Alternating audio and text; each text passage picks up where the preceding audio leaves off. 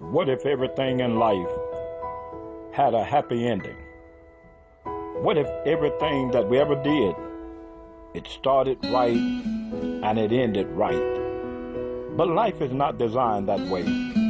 Certainly there are things in so many ways that have them sad occasions. There are times when we think about dating, you think about marriage and its vows and its commitments. They're not all sacred because we don't all continue in them.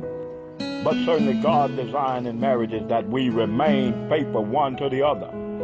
But sometimes there are things that come in life that separate us from our marriage and from our vows.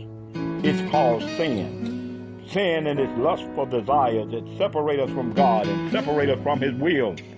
Paul, when he was talking to the church at Corinth, read 1 Corinthians chapter 7. He talked to them concerning a letter that they had wrote unto him.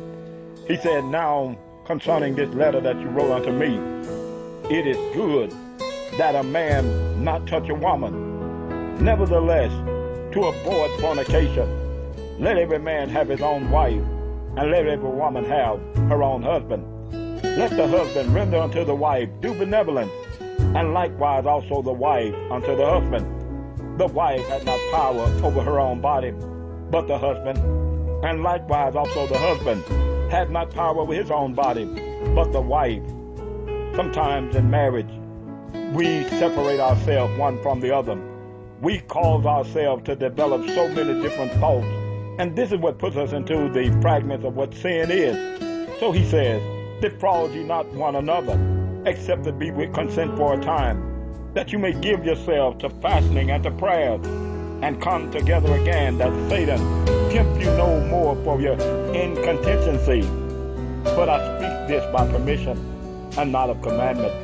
For I would that all men were, even as I myself, but every man had his power and his proper gift of God, one after this manner, another after that.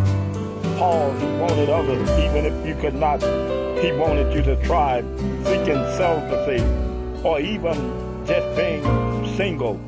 But therefore, he said, all men cannot receive this saying. But I say therefore unto the unmarried and widows, it is good for them, even if they abide, even as I am.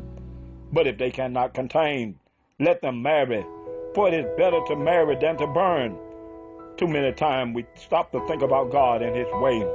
We stop to think about God and His judgment, that we don't want to find ourselves standing before God, being guilty before Him. But he said, unto the marriage I command, yet not I, but the Lord. Let not the wife depart from her husband, but if she depart, let her remain unmarried, or be reconciled to her husband. And let not the husband put away his wife. So he says, in marriage, there are going to be difference and indifference. There are going to be times of separation. But we should come and pray one to another and pray in our holy clauses where that God will fix things in our marriage. But to the rest speak I, not the Lord. Yet Paul possessed the Spirit of God in righteousness.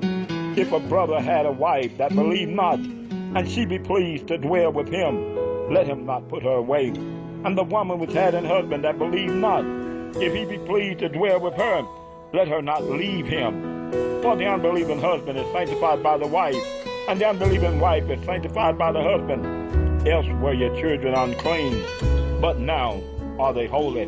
God has designed marriage. He has designed it in this way. But if the unbelieving depart, let him depart. A brother or sister is not under bondage in such cases, but God has called us to peace. God does not allow this bondage of one walking out of the marriage